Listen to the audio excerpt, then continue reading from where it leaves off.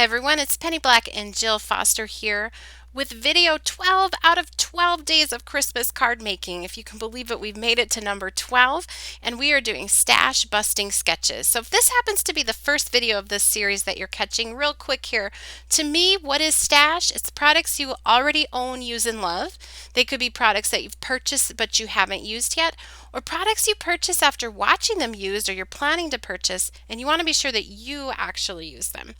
And stash busting is breaking through any barriers to using your stash so you can really enjoy your supplies and take time to enjoy your hobby. And so how do sketches help? They give you a starting off point. They limit your choices. This helps with decision fatigue, with crafting, and they also provide structure and give a home for those items that you've purchased and you want to be sure to use.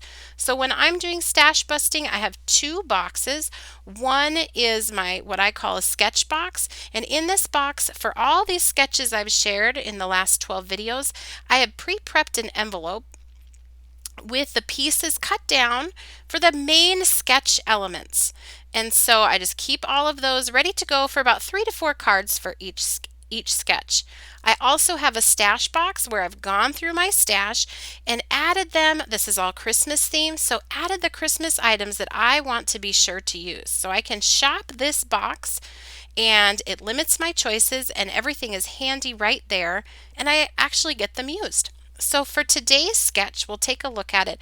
This sketch is meant to be one that you can really modify or interpret in lots of different ways, but the main elements are a beautiful background element, which you can see there up at the top, that is accentuated with die cuts and a sentiment.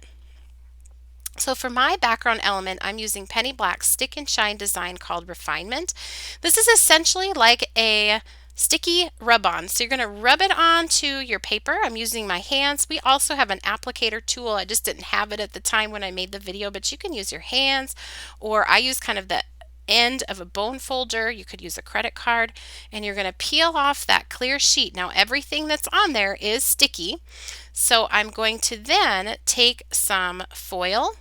You could also use embossing powders or glitter and lay it on top and rub that with my bone folder to transfer that foil to that sticky design. Now down below in the YouTube description box, I am going to put a link to a video that will really walk you through this new product line. It's really fun and exciting, an easy way to add foiled elements to your cards. So I'll link that video up for you down in the description box below so you can see it in a little bit more depth, and we have lots of different designs with this stick and shine that you can use. So I've just rubbed that foil on there. I want to be sure that it's transferred. And when you're rubbing that on, I probably go overboard just because I want to be sure, but you want to be sure that it's transferred, and you just don't want to use anything too sharp when you're doing that. And look at that. Look at that. No heat, no special tools required, and you have this gorgeous foiled background. So I'm going to show you lots of different ways you can use these backgrounds. So here's what I've done. That's the one you just saw me do. I've done them in some other colors. Look at that. Oh my gosh, I just can't get over how pretty it is. Here it is in red. And you'll see for some of these, I trimmed the stick and shine design before I peeled off the backing sheet, and I didn't have to apply the entire thing. So look, or you can trim it after the fact. So this is a way to get even more out of those stick and shine designs, especially this background one. Now what I like to do, personally for me, I really like the foiled designs when they have a tone on tone look. So I'm going to use Distress ink, so it's a water soluble ink, so it's going to just wipe right off of that foil design. In fact, it just does basically with the foam applicator tool. You don't have to go back and do any wiping off with that. And it creates a tone on tone look. So you have the color in the background, the shine that comes through.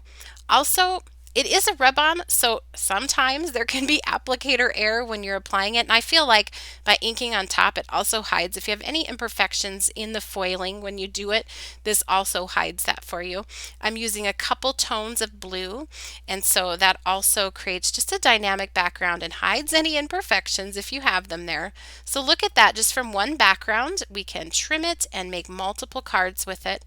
Inked on top, really, really pretty.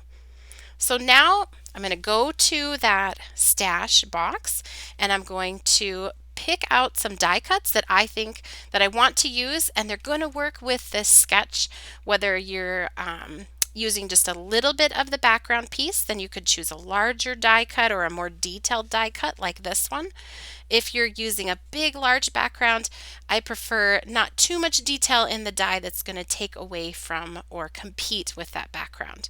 So this time to color my dies, I am using my Distress inks, an ink applicator tool, and a foam pad, and I am just applying them color by color, being careful not to ink over any parts that I don't want to with the wrong color.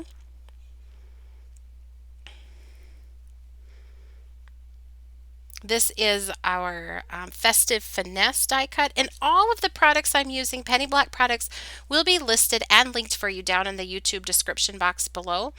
And I will also list all of the supplies that I'm using. So if you want to know about the color of a marker or the color of the inks that I'm using, any of that, I'm going to list all of that for you down in the YouTube description box below too. I'm coloring in some of these more detailed areas using my Tombow dual brush pens. You could do this with any type of marker that you love. You could also cut your die cut elements just from colored cardstock if you wanted to, especially if you had a lot of cards you were mass producing.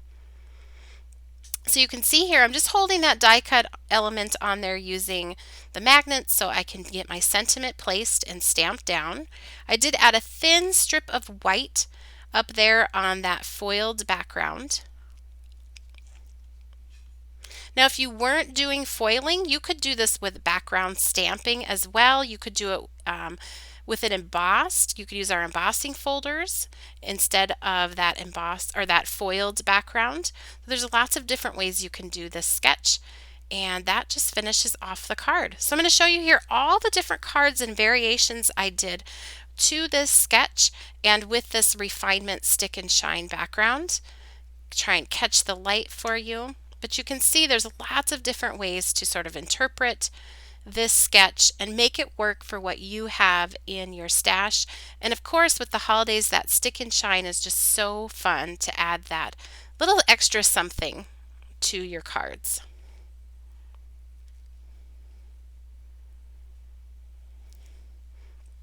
Here I've used that large present, and that I feel like that bold design, then it doesn't compete with more of that background foiling. Here where I've done a more detailed die cut design, then I used the background piece in a smaller portion. Snowflakes are really great with this, so any die cut snowflakes and add some pearls, and then that background can kind of be the star of the show but still look finished. So here is another look at that sketch. I thank you so much for joining me for this series of videos. Please be sure that you subscribe to our channel. Hit that bell notification icon so you get notified every time we upload a new video, because we just might have another bonus stash busting sketch video coming very, very soon. So this may not quite be done. I thank you, each and every one of you who have left thumbs up and comments. They mean so much to me, and I just appreciate all of your kind words so, so much. Thank you so much for watching, and happy stamping.